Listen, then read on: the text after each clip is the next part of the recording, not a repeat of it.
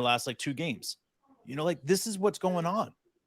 Like the old school mentality that a better player is whoever's better at offense, right?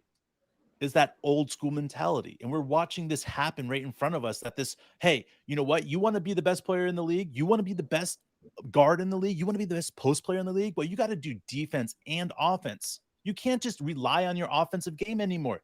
That's bullshit. That's half-assing it. That's Carmelo Anthony. We don't want that shit.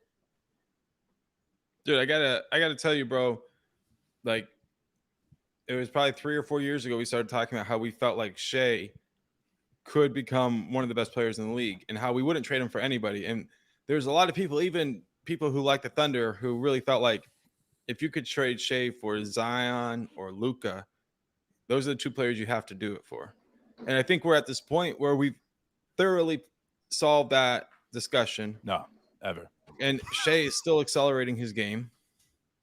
What we've seen from him is already something else. Like he's the best player on a team that really might be the best team left in the tournament. We'll see. There's 4 teams left. We'll see what happens. Okay. But like it's different than what we saw from a guy like KD in 2010, who was the best player on the best team, but the best team by far. Yeah. And really it was just a matter of like, can they play their game? He was that elite. Whereas like Shea is like taking an up and coming team on the world stage, right? And saying like, I can put this team on my back and I can carry us to the promised land. That's it. Like, I do believe that like there's a difference. And I think a lot of people would say up to this point, KD, if you were to pick KD or Shea, at 24, you really have to stick with KD at this point. But I'm past that, dude. What I've seen from Shea of being able to take a young and upcoming team and put them on his back is different than I always saw KD be able to take the front runners and lead them where they wanted to go. Yeah, Shea can take the underdogs and take them there. You're right. And that to me is what makes them different. So I'm at the point where Shea, out of every Thunder player we've ever had in history, Shea is by far the number 1 player you'd want to build your team around. And there's no doubt. Yeah, and to me, like I dreaded even saying that and even thinking that because of KD. Like I look back and I would say, man, I would love to build a team around KD, to restart and build a team just around KD. Like it would be insane. You could do some great things with that. But now looking at it, like seeing how Sam Presti has learned, and it's beautiful, man. Like and seeing how he has built this team truly around Shea to be part of it, and instead of like having Shea in the middle, right? And everybody's like, okay, like Luka of sorts, like Shea's in the middle. The ball always touches Shea's hand. He's always a part of everything, Like Shea is out in the perimeter, right? Passing the ball around with everybody else. There's no middle guy in this team. There's no I in this team. And I think it's a powerful thing. Jared said Luka looks like he loves cake, right, Mark? And I think about Borgor, Miley Cyrus, bro. And it's the thing that always comes to my mind when someone's like, Luka looks like he loves cake. Because guess what? Bitches love cake. All right, bro. All right, good. All right. I forgot what I was gonna say now. I'm out. Dude, all right. I'm just, again, it's the team that's built that we're seeing now. And a lot of people thought that this would be the last year that this team would be tanking. This year would be rebuilding, Right. And we watched that a year jump ahead to what a lot of experts or even Thunder podcasts were saying. So we watched that jump ahead like that. And now I'm looking back and I'm saying, how far can this team advance from where they're at last year? And something Gonzo. You said that I just wrote you in a text that I want to reiterate was Shea Gilgeous-Alexander.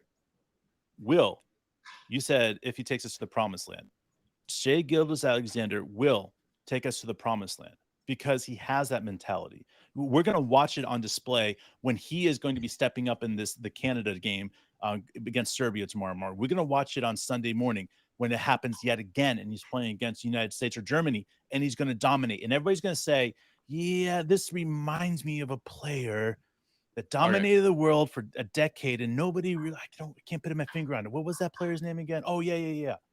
Michael Jordan, motherfuckers, because that's what he does. That's what I wanted to talk about right before I forgot. Honestly, no lie. That's exactly what I was thinking about when I was going to bring this up. All right, so there was Shea put up, I forget, dude. Honestly, it's like Shea puts up 30, like whatever. He just put up 30. Yeah. Who cares, dude? Like, but what he did that closed the game out against Luka and help me out, dude. I always get the country wrong, and I'm thoroughly embarrassed. I haven't Slovenia. Okay, Slovenia and Serbia. We played them both, and it Okay. confused the shit out of me until I sat in my car. Here's what closed out the game. It wasn't Shea putting the pedal to the metal and scoring. Shea put his work in from the scoring perspective when the team was having a drought in like that late third quarter, early fourth quarter. He accelerates, right? And then all of a sudden he's drawn so much gravity that he relied on the pass to close out the game.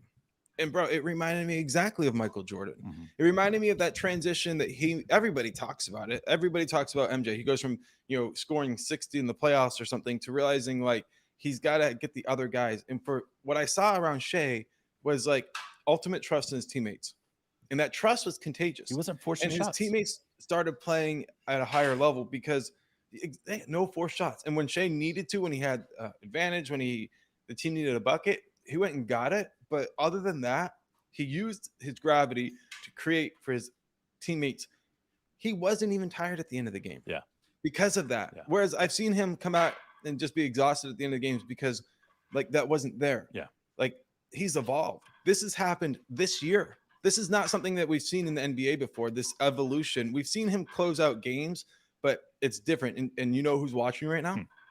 Josh motherfucking Giddey, bro. And he's sitting there being like, I will be there for him every minute because I see what Shea needs. I'm on the sideline and I wish I could be that. Of course, he doesn't wish he could suit up for Canada, but he wishes he could be playing next to Shea right now. And I think that's where we're at and what's going to happen. And bro, the season is so close. It's right around the corner. I know. And like, it's to me, was it a month and a week or something like that away from preview games or the preseason. So like we're right there. And to me, if you're not involved right now with the Oklahoma City Thunder, if you don't know what's going on, it's crazy because I'm telling you, if you gave me the option, do we want SGA and the Oklahoma City Thunder team versus that Canada team in SGA?